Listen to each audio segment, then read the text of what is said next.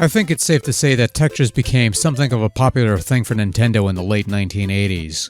Sure, it had a bit of notoriety beforehand with the various computer versions that saw the light of day, but you stick Tetris on a sort of white box with a screen capable of 4 shades of green, and you've got a killer app on your hands, son. Not to mention one of the more popular NES games that still endures to this day with tournaments and such. So naturally, when you have a hit on your hand, it is a natural impulse to want a sequel to said hit. Now, there have been attempts at a sequel to Tetris, whether it's more of the same, adding a third dimension, or just being something completely different. But in 1993, Nintendo tried their hand at a sequel to Tetris, and thus we got Tetris 2, released for the Nintendo Entertainment System and the Game Boy, and eventually, a year later, there would be a Super Nintendo version, and we'll be blowing through all of these this week, starting with today's subject matter, the NES version, which at the very least features a 2-player versus mode, and also a CPU versus mode. So Tetris 2, which in Japan is called Tetris Flash because Japan already has its own version of Tetris 2. But anyway, how does one create a sequel of Tetris worthy of that number 2? Well, in Nintendo's case, you took the basic concept of Tetris, gave it a dash of Dr. Mario, tossed in a couple gimmick pieces from all those Chinese bootleg brick game handheld things, and you got Tetris 2. And a revelation that sometimes combining two things together isn't such a great idea. Then again, neither is taking a totally unrelated puzzle game and slapping the Tetris name on it for marketing purposes, but I digress. So unlike most traditional Tetris games, Tetris 2 isn't about clearing lines of blocks, but rather clearing away all the flash blocks, or as I usually call them, bombs, present in the well. Not only that, but there are different colored blocks and bombs, and linking 3 or more of these things of the same color in a horizontal or vertical line will clear them from the board.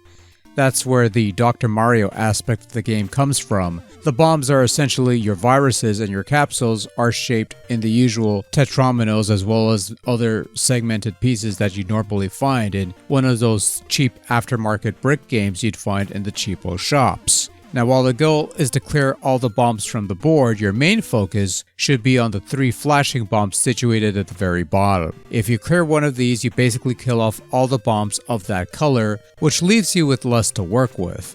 Clearing around quickly and with few moves as possible will reward player with some bonus points, while those who take longer just moves on to the next round. So there is a bit of incentive to try and get that done as fast as possible if you're vying for a high score, and of course, every 10th round cleared will give you a little cutscene that plays out.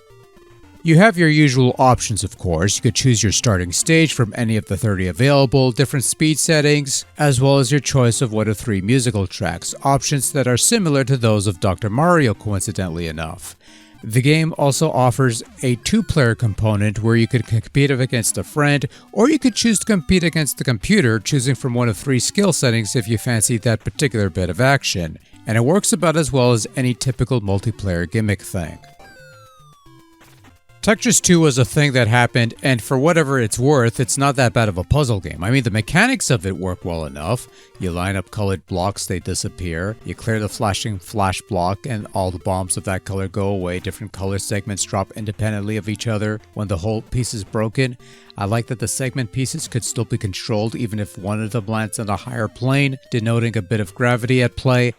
I mean, it's a perfectly functional little falling block puzzle game, and one that is somewhat fun in short bursts as an interesting mashup of Tetris and Dr. Mario, but after a while, it just makes me wish I were playing those 2 games instead of this weird mashup. I think that's a big takeaway from this weird experiment. People like Tetris, people like Dr. Mario, you mash them together and they'll like this, but it doesn't quite work like that.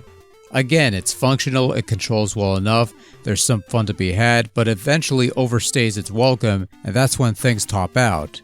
And I've got 2 more versions of this thing to play still, and I don't mind, it's just one of those weeks. So typically when it comes to the visual presentation of Tetris 2, the one positive I could say is that it's not gray like the previous Tetris. Sadly, swapping a dull gray backdrop for a dull brown backdrop is not going to improve things in the eye candy department, but at the very least the main playfield is clear and straightforward. And I do like the little intermissions that play every few levels. Those are fun. Tetris 2 sports a couple music tracks you could pick from, and they're okay-ish at best. Not quite as catchy as Dr. Mario, nor as memorable as the Tetris ones. The sound effects are kind of meh. Not much else to say there, honestly. The best way to describe Tetris 2 is that it's part Tetris, part Dr. Mario, but not quite as good as either. Not to say that it's a bad game, it's still a perfectly adequate little puzzler, just not quite as good or engaging as its inspirations.